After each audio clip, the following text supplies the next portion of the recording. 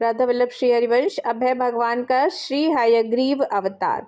सृष्टि रचना में अत्यंत व्यस्त श्री ब्रह्मा जी के देखते देखते मधु और कैटभ नाम के दैत्यों ने वेदों को हर लिया और वो रसातल में जा पहुंचे। वेदों का हरण हो जाने पर दुखी ब्रह्मा जी भगवान श्री हरि की शरण में गए और उन्होंने हाथ जोड़कर भगवान की स्तुति की। ब्रह्मा जी की स्तुति को सुनकर भक्त वत्सल भगवान वेदों की रक्षा करने के लिए हयग्रीव रूप धारण करके रसातल में जा पहुंचे और उन संपूर्ण वेदों को ले लिया तथा ब्रह्मा जी को पुनः वापस दे दिया और साथ ही उन दोनों दैत्यों को भी मार डाला। तो जो उन दैत्यों को मारने के लिए, मधु और कैटभ दैत्य को मारने के लिए भगवान ने श्री हयग्रीव अवतार धारण किया। राधा वल्लभ श्री हरिवंश। राधा वल्लभ श्री हरिवंश। अब है भगवान ध्रुव को वर देने वाले श्री हरि।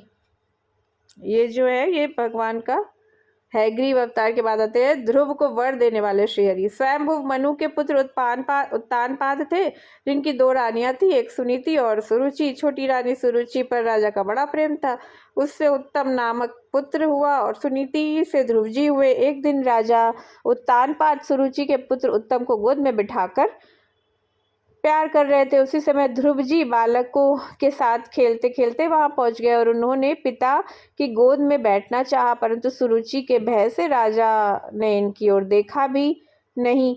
तब विमाता सुरुचि ने अभिमान पूर्वक कहा, वस्तु राजा की गोद में सिंहासन पर बैठने की इच्छा करता है, तू उसके योग्य नहीं है। तू यह इच्छा ना कर, क्योंकि तू हमारे गर्भ से नहीं उत्पन्न हुआ। जा पहले तप के द्वारा भगवान को संतुष्ट कर उनसे वर मांग कि मेरा जन्म सुरुचि से हो, तब हमारा पुत्र होकर राजा के आसन का अधिकारी हो सकता है। अभी तेरा या तेरी माँ का इतना पुण्य नहीं है। राजा यह सब देखते सुनते रहे, परंतु कुछ नहीं बोले। बालक ध्रुव रोने लगे और अपनी माँ के पास आए। माँ ने यह दशा देख तुरंत उन्हें गोद में उठा लिया और कहा, यदि तुझे भी राज सिंहासन पर बैठने की इच्छा है तो श्री अधोक्षज भगवान के चरण कमलों की आराधना करो। माता के ऐसे मोहत मनाशक वचन सुन बालक ध्रुव यही निश्चय कर माता को प्रणाम कर और आशीर्वाद लेकर चले गए।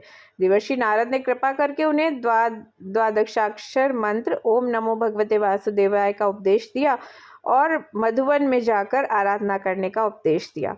ध्रुव ने मधुवन में पहुंचकर कठोर तपस्या आरंभ कर दी। भगवान गरुड़ पर आरूढ़ होकर मधुवन में आ गए। प्रभु का दर्शन पाकर बालक ध्रुव को परम आनंद हुआ। सर्वांतर में श्री हरि ने कृपा करके अपने वेदमय शंख को उनके कपोल से छुआ दिया। ध्रुव को तत्काल दिव्यवाणी प्राप्त हो गई और वे भगवान की स्तुति करने लगे। इस प्रकार भगवान ने ध्रुव को वर देने के लिए यह श्री हरि अवतार लिया।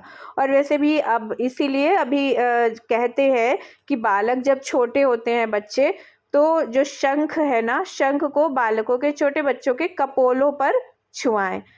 तो क्योंकि भगवान ने ध्रुव के कपोल पर शंख को छुआया था, जिससे उनको सारा ज्ञान आ गया था। और कपोलों पे, बालकों के कपोलों पे ये शंख को रोज छुआने से, मतलब करने से एक ये होता है कि जो बालक है उनका संग जो है, संग नहीं बिगड़ता है, दुस्संग से बचते हैं। और दुस्संग से बचना बहुत ही आवश्यक है, क्योंकि आप चाहे जितना आप ज्ञानी हो या अच्छे हो या सहमी हो, लेकिन अगर आपका संग बिगड़ जाएगा तो सारा जो आपका ज्ञान है वो चला जाता है। तो जो ये शंख वाला है, इससे छोटे बच्चों में को करने से जो दुस्संग से बच्चे बचते हैं। राधा वल्लभ श्री हरिवंश है भगवान का श्री हरि अवतार। इसके बाद आता है श्री धन्वंतरी अवतार। राधा वल्लभ श्री हरिवंश। अब है भगवान का श्री धन्वंतरी अवतार। क्षीर सागर का मंथन होने पर आप अमृत कलश लेकर प्रकट हुए। दैत्यों द्वारा छीना गया यज्ञ भाग तथा